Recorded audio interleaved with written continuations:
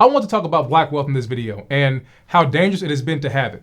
Black wealth and upward mobility have always been seen as a threat and met with fierce resistance from those that have sought to keep black people in bondage and trapped in a cycle of poverty and second-class citizenship. Black people's perpetual economic and civil disenfranchisement has allowed others to maintain their position at the top and keep black people on the bottom. But when you look at history, you will understand that this is not new. It's a continued and planned and purposeful attempt to keep black people down for the sake of others' profits. I want to tell you about two black men who stood up for themselves and other black people, and they paid dearly for it. Before I tell you about what happened to these two black men, I have to provide you some historical context first. This is important to understand what happened, so give me a few moments to explain the background, and then I'll tell you about these two black men. The end of slavery did not mean that life got better for black people. Suffering still existed for newly freed black people.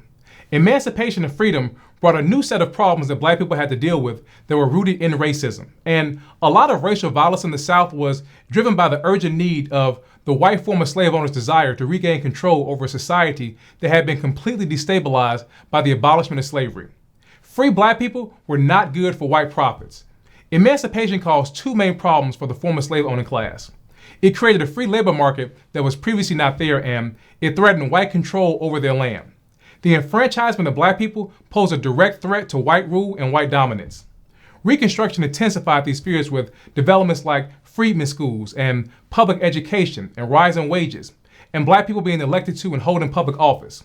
All of these things caused fear amongst the former slave-owning class and threatened to reshape the South in ways similar to the North. To protect their power, Southern elites took action by working together and eventually securing the support of most white Southerners for racial policies aimed at maintaining the dominance of the farmer class. This was particularly crucial after they defeated groups that tried to change the system in the late 1880s to make it more fair. What happened next was a turn towards racial violence as a means to maintain class control.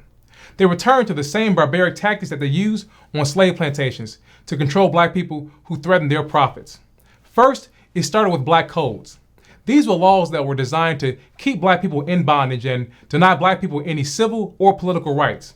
And most importantly, they were designed to keep black people tied to white farmers and plantations. Black men were required to sign labor contracts at the beginning of each year to work for white employers or face criminal prosecution. In South Carolina, a black laborer could be whipped and their children could be sold out for hire for violating a labor contract. Mississippi had a law that prevented newly freed black people from renting land outside of the city limits. This ensured that newly freed black people could not farm on their own. Louisiana passed a law that required black people to use their labor for the agriculture of the state, and any black person that failed to do so would be arrested. Alabama made it illegal for a laborer to fail to comply with any contract for a term of service. Florida law said that any laborer that was disobedient or disrespectful or idle was a vagrant and could be arrested, convicted, and hired out to someone for work or whipped. Florida also had an apprenticeship law that gave judges the power to provide white farmers with the unpaid labor of black children on the pretext that their parents could not support them. The law was weaponized against black people to keep black people tied to the white farmer and white plantations. After black codes came sharecropping, which was a system where black people worked the land but remained under the control of white farmers. The government then passed laws to make sure that black people could not easily buy land or get loans or find better work, forcing black people to work for the white landowners. All of these things kept black people in a cycle of poverty and dependent on white landowners. To maintain this system, landowners used local government officials like sheriffs and judges to enforce laws that kept black people trapped in this cycle of bondage and slave-like conditions. As black people began to resist and fight back, and the U.S. Supreme Court began striking down peonage laws in southern states, white landowners began to rely more on racial violence to control black people. In the end, racial violence became the main way for white landowners to keep black people bound and maintain their power. It was this turn towards racial violence as a means of control that led to William Carreker's meeting with Jim Crow. William Carreker was born around 1862 in Georgia to Anderson Carreker and Viney Carreker, 3 years before slavery was abolished. In 1909, William Carreker lived in Talbot County, Georgia. He was around 47 years old at the time. William was a black man who owned and worked his own land. This was not something that was liked by white farm owners. A financially independent black person who owned his land was seen as an affront to the racial order of the day. Talbot County produced cotton, and the planting and picking of cotton by black people dominated much of the daily life of the county's 3,000 white people and 8,000 black people. In the spring of 1909, white farmers in Talbot County began to sense that their black sharecroppers were upset and dissatisfied. They believed that it was because of the arrival of a black person who had recently come to Talbot. Sometime in early 1909, an elderly blind black preacher came to live with William Carreker. It was alleged that this man had been preaching to black people in the area and telling them that they still lived in slavery and that they were being controlled by the white farmers in the area, and that black people needed to free themselves by leaving this unjust system that was keeping them bound to the white farmers. The black preacher's arrival and the trouble he was causing made many white farmers begin to panic. Any disruption in their fields meant a disruption in their profits. One man in particular was angered by the arrival of the elderly black preacher. His name was William Leonard. He was 41 years old at the time. Leonard was a wealthy farmer in Talbot County. The Leonards were a former slave-owning family. In 1850, William Leonard's grandfather, Alexander Leonard, he owned close to 100 enslaved black people, ranging from ages 1 to 70 years old.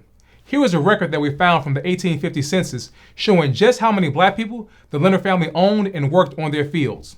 Working black people in the fields was something that they had been doing for a long time, and using brutality on black people to ensure their profits was not new to them either. William Leonard was convinced that the elderly black preacher whom Carreker had taken in was some kind of voodoo preacher who was intent on provoking the black workers of Talbot County. Leonard convinced the other white farmers that they needed to do something about this elderly black man. After church one day, Leonard and other white farmers met and decided that this preacher had to be dealt with to prevent an uprising amongst their black workers. On the evening of June 19, 1909, William Leonard and a group of white men came to William Carreker's home and surrounded it. Leonard walked up to the house and demanded that the elderly blind black preacher come outside so that he could be whipped and then forced to leave the county. Carreker refused, and he pleaded with the white men not to hurt the elderly black man. Carreker said that he did not mean any harm and even tried to downplay the man by saying that he was not in his right mind. But the white men were not listening. William Leonard told Carreker that they had come for the voodoo preacher, and when the white men began to encircle Carreker's home, someone from inside the house fired a weapon, striking William Leonard. William Leonard died right there on Carreker's property. The other white men fled and ran away, but they were not done. This was only the beginning. By the next day, news of William Leonard's death began to spread. White men from across and beyond Talbot County came to Carreker's farm for what they assumed would be a double lynching. Sheriff H.P. McDaniel deputized 50 white men to search for Carreker and the elderly man. Soon, the search party grew to hundreds who were looking for the two black men. The elderly blind black man was discovered hiding in an old barn near Carreker's home. He begged for his life and pleaded for mercy, but the white men would have none of that. They bashed his head in with the butt of their weapons, and then they carried him to a bridge and fired at his body countless times. And then they threw his weighted body from the bridge to the creek below. In commemoration of what they had done, that bridge was called Blind Man's Bridge after that. William Carreker went on the run from the mob. He knew what would happen if they found him. 2 days later, he surrendered to a local white man whom he trusted and asked to be turned over to the sheriff. Carreker was taken to the jail in Talbotton and placed in a small cell. Sometime after midnight, a mob of over 100 white men came to the jail for Carreker. One of the previously deputized men awoke the sheriff and claimed that they had captured a black man who witnessed Carreker slay Leonard, and they needed the keys to the jail so they could lock him up. The sheriff did not put up any fight and handed over the keys. The mob took Carreker out of the cell, marched him to the courthouse square, and hung him from a telephone pole. No one was ever held accountable for what happened to William Carreker or the elderly blind black man. The lynching of William Carreker was driven by more than just the slaying of a white planter. It was part of a broader effort of the white landowners to use violence to control and silence black workers who resisted bondage and white rule. When black people like Carreker stood up for themselves, they faced mob violence. I want to know your thoughts on this story. Had you ever heard of William Carreker, and how did it make you feel learning all that he went through? Leave me a comment down below and let me know your thoughts.